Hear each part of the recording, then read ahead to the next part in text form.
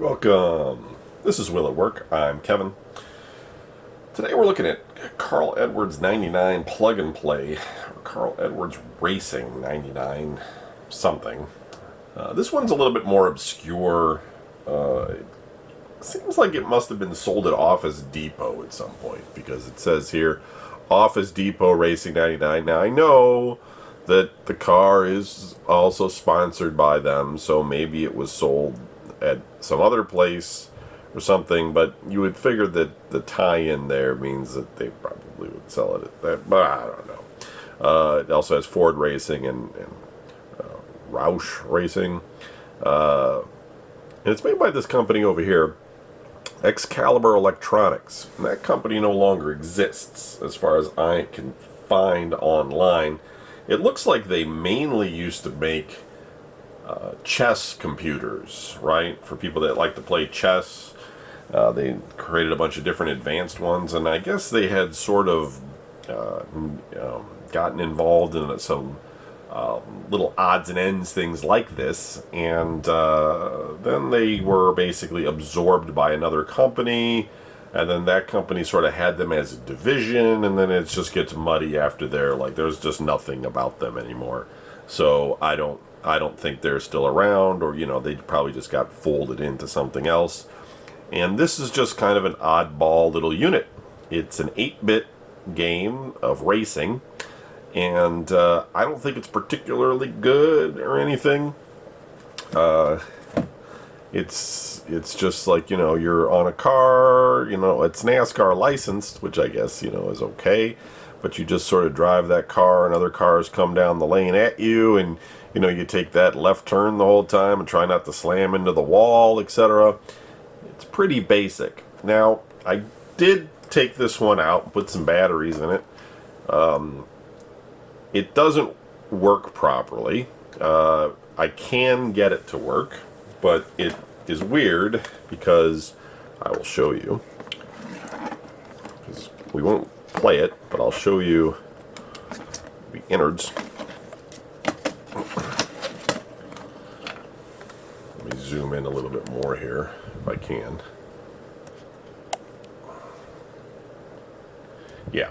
So, when you turn it on, it would just kind of do this sort of stuttering thing, and nothing would happen. And it has these weird kind of almost like jumpers here on the left-hand side, and by touching some of these with my finger, I'm able to actually start the game, but I have to kind of hold my finger there. And you're thinking, well, that's probably what the buttons would do, but the buttons are actually on the other side, and touch this this main board here. And if you don't actually touch one of these, there's no display or anything. I mean, it just completely doesn't work. It's like it's just like garbage on the screen, and then it's just sort of like you reset it almost by making it go. And I tried like pressing down, in these various areas to see if I could get like a more stable contact, because that's kind of seemed like maybe what it was, but no, that's not the case.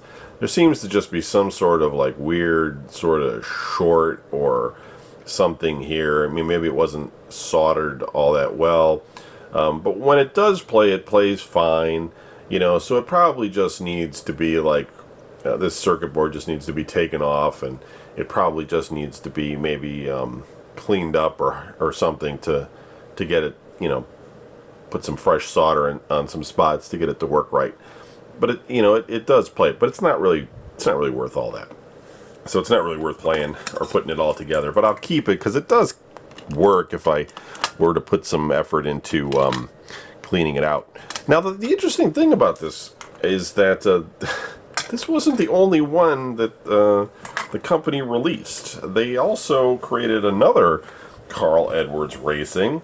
That's a plug-and-play TV game, and it has like a miniature steering wheel that you play the game with, and it looks, I've seen video of it, I don't own it. It kind of looks more 16-bit to me. With the thing with 8-bit and 16-bit, sometimes it can be a little bit difficult to distinguish when it's not too obvious, because some 8-bit systems like, so let's say the TurboGrafx 16, which was kind of a hybrid 8-bit 16-bit, but even like the Master System from Sega were quite capable 8-bit systems, and so, you know, you could have a more advanced 8-bit doing something that looks early 16-bit, and then of course, you know, 16-bit, they stretch that pretty far. I mean, you can get something that looks pretty simple as 16-bit, and you could also get something that looks, you know, pretty good. Anyway, so and that one looked a lot better than this one.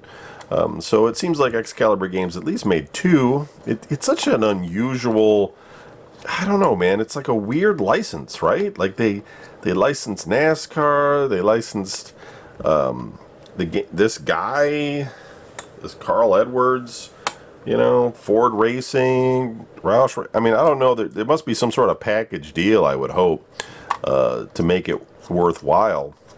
Because, I mean, how many of these could they have possibly have sold?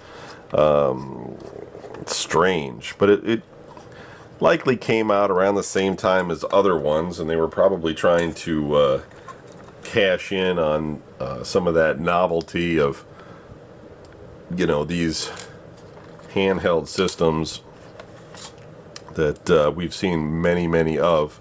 Would I buy the other one if it was really cheap, the one with the steering wheel? Yes, because we don't get too many of these plug-and-play TV games with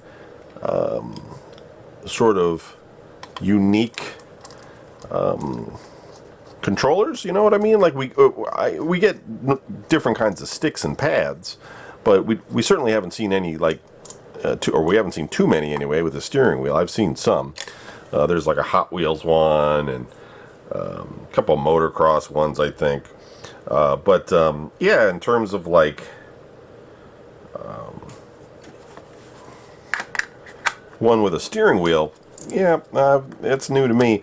So yeah, I would probably pick it up if it was cheap or something. But the gameplay on these kinds of things is just, it's so dated, man. It's I don't think there's any saving graces to a NASCAR game that came out 20 years ago or whatever, you know. It's just blah at this point. But there, I had to rescrew it on there.